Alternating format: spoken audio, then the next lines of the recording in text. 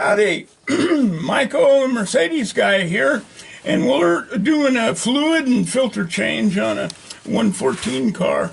And so the first step is get a bread bag, put it over your arm, and you want to roll up the edge like this so that when the fluid runs down, it doesn't keep going onto your arm.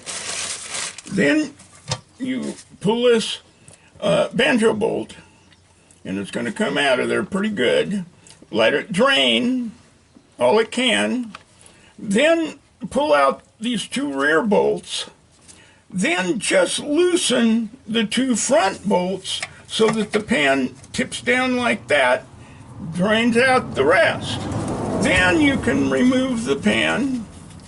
Now, what I did, I forgot to mention, what I did first was I took an air hose and blew all around the gasket and all around the bolts and the banjo bolt so that you aren't contaminating things with more crap.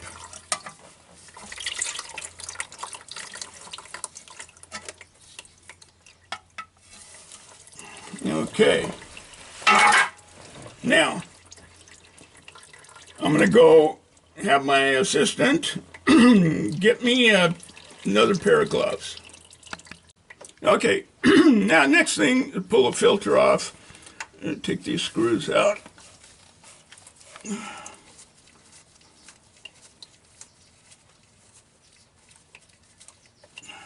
There's two screws on this car. You do your best not to drop them into the pan. Okay. Now, before I dump this in the pan, I'm going to want to see the new filter to make sure it's the same. Okay, now, filter's off. There's a new cork gasket right here. You want to check up here, because there's the old cork gasket. So you got to remove that.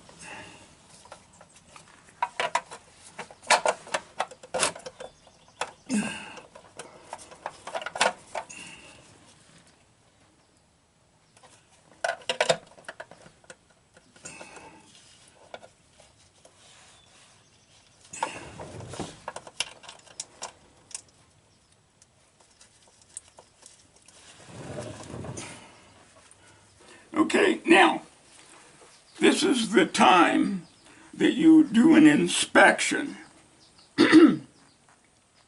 for pieces of metal, clutch dust, pieces of steel, whatever. A little bit, you don't have to worry about. If there's pieces, big pieces of stuff, yeah, that's a problem. This is nice. So we're going to wipe it clean. We can even wash it in with some solvent, but really, we don't have to. It's nice.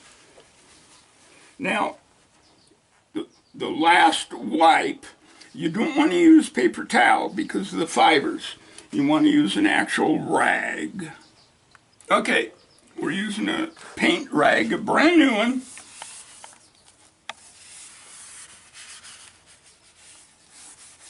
We'll wipe that once more once I put on the new gasket here. Let's see how much cleaning we have to do. Yeah, we're going to have to clean this. Okay, I got the new gasket on. So now we put this pan on. Okay, now your filter kit should come with also these new banjo bolt seals and a seal for the torque converter drain plug. If you don't have them, just use the old ones as long as they're, not broken. And you got to have a seal on the head and a seal on the top of the dipstick tube banjo. Okay, next thing to drain is the torque converter. Now you go, what? Cars don't have drain plugs on the torque converter. Mercedes do. So you do is stick a screwdriver in here and rotate that torque converter until the drain plug is right where this drain hole is. And luckily, this one's really close. There we go.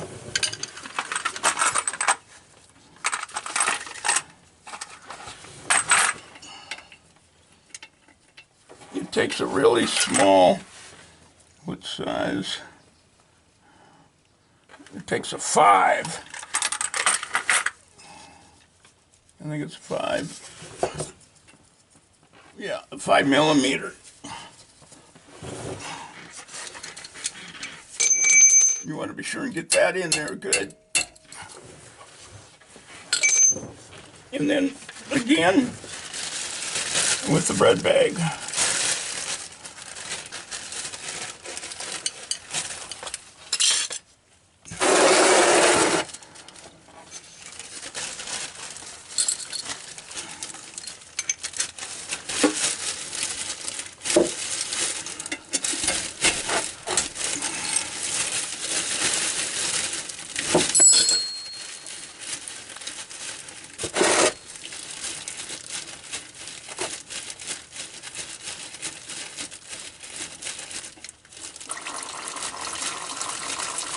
Now, it takes a while to drain it, like 5 minutes, but this ensures new fluid throughout. Okay, now we're ready to fill. Now, note that the automatic transmission funnels, they don't work, because they're too big around on this end. The dipstick tube is really small. So you get a metal funnel and braze in a piece of 3/8 tubing. Then you're all set. And what I do, I rig a little wire to the hood support. That way, you don't have to hold the funnel. Okay, now, whatever funnel you use, if it ever has had motor oil, you need to clean it really well. This one hasn't. I'm not going to use this actually for to fill, but only as an example of how you should get all that motor oil off. Okay, so because that dipstick is so small, if you pour any faster than this, it will back up in the dipstick and overflow and onto the ground. So that's as fast as you can pour it. That speed right there. If you go like that, it's going to back up and you'll have a mess. Okay, so if you've drained the torque converter, you want to put in 4.5 quarts of fluid. Then start the engine up in about 5 seconds in each gear, but start off with about a half a minute in neutral so that it fills up the torque converter. Then 5 seconds in each gear, and with an assistant doing this with not just the emergency brake on, but pushing on the brake pedal hard, you have it in drive, and put the dipstick in and see where you stand. Now there's 2 lines on the dipstick.